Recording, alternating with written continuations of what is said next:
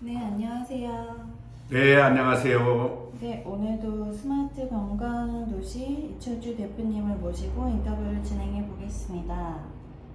대표님께서는 관광 산업으로 농촌의 부족한 노동력을 해결할 수 있다고 하셨습니다. 그 해결책은 무엇인가요? 농촌의 부족한 노동력은 누구나 심각하다는 현실을 알고 있죠. 예를 들어서 인구 3만, 2만 5천 되는 지역도 있어요. 그 지역에 그 고령화, 예를 들어 한 80% 가까이가 75세 인구가 많죠. 그런 지역에다가 이제 스마트 관광 도시를 건설하게 되면 만 세대가 와서 살 거 아니에요. 그러면 만 세대 그 지인들이 또 많이 귀농을 할 거고요. 또 농번기 때는 거기에 입주하신 분들이 친구들하고 같이 어울려 가지고 우리 동네에 노동력을 제공할 수 있겠죠. 예를 들어서 야, 우리 동네 고추를 따는데 5명이 가면 하루 종일 해야 돼. 10명이 가서 한나절만 도와주고 또 오후에는 창업지원센터에서 우리 하던 일을 하면 되는 것이고, 그러므로 인해 가지고 거기에 입주자들이 또 이제 농촌에 부족한 노동력을 제공해서 수익을 창출할 수 있겠죠. 그럼 지금 농촌에서 일손 부족으로 열매가 열려도 수확할 인구가 부족하다고 하는데요. 어떠한 현실인가요? 예, 제 아시는 분이 고창에서 이제 오디를 매년 사다가 먹는데요. 작년하고 올해 이제 오디 주문을 하니까 오디 딸 사람이 없어가지고 와서 따서 가져가라는 거예요.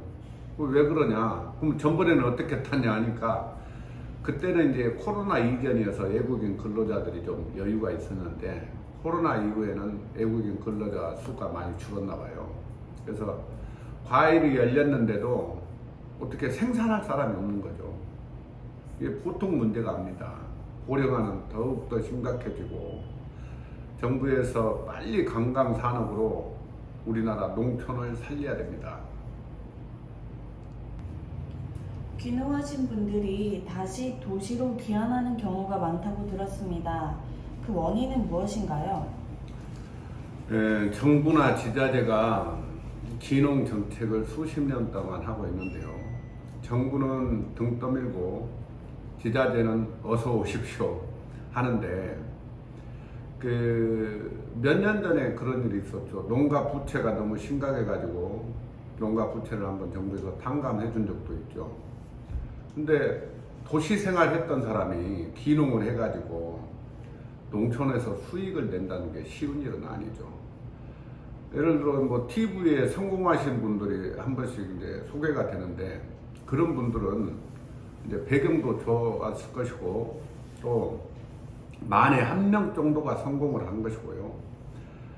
도시로 귀환하는 사람들이 대부분이라고 보면 됩니다.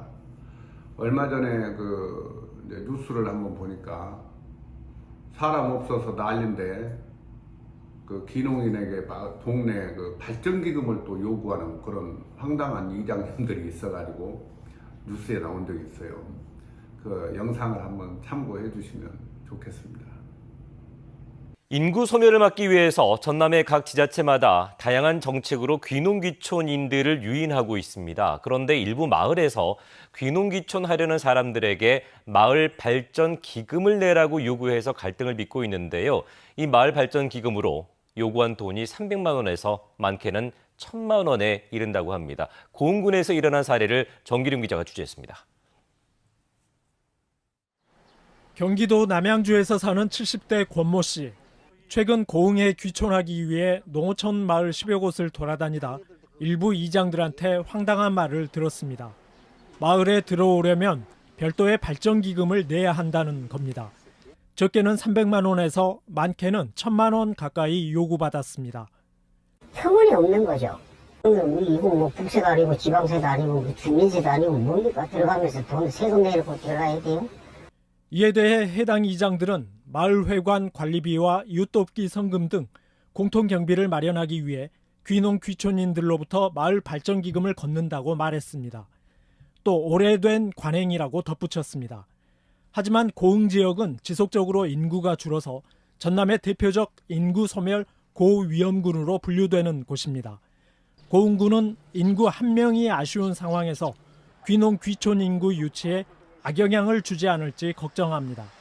마을 발전 기금을 요구하는 일이 절대로 없도록 철저히 또 조사하고 또 마을 이장 교육 등을 통해서 주지시켜 나가겠습니다. 농식품부의 지난해 귀농 귀촌 실태조사 결과를 보면 귀촌인의 경우 지역 주민과 관계가 좋지 않은 이유로 생활 방식에 대한 이해 충돌과 집이나 토지 문제 등을 꼽았습니다. 국회에는 귀농 귀촌인의 정착을 방해하는 행위를 금지하는 내용의 귀농 귀촌 활성화 법률 개정안도 발의돼 있습니다. KBS 뉴스 정길훈입니다. 정부와 지자체가 노력을 해도 왜 귀농인이 늘어나지 않을까요? 네, 수십 년 동안 귀농 정책을 펼쳐오는데요. 귀농인이 늘어나지 않는 이유는 그 조기 퇴직자들이 다 도시 생활을 했잖아요. 도시를 떠나서 살기가 쉽지가 않습니다.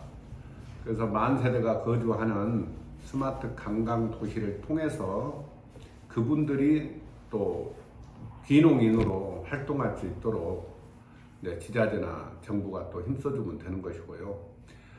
그분들하고 같이 농촌의 부족한 노동력을 함께 협동조합식으로 해가지고 도와준다면 농촌의 부족한 노동력은 해결이 되겠습니다. 네, 오늘도 대표님 말씀 잘 들었습니다. 농촌에 일할 사람이 부족하다는 게 정말 큰일인 것 같네요. 스마트 관광도시가 발전되어 모든 문제가 해결될 수 있었으면 좋겠습니다. 다음 시간에는 지난 시간 보여드리기로 했던 조감도를 보면서 인터뷰를 진행해 보겠습니다.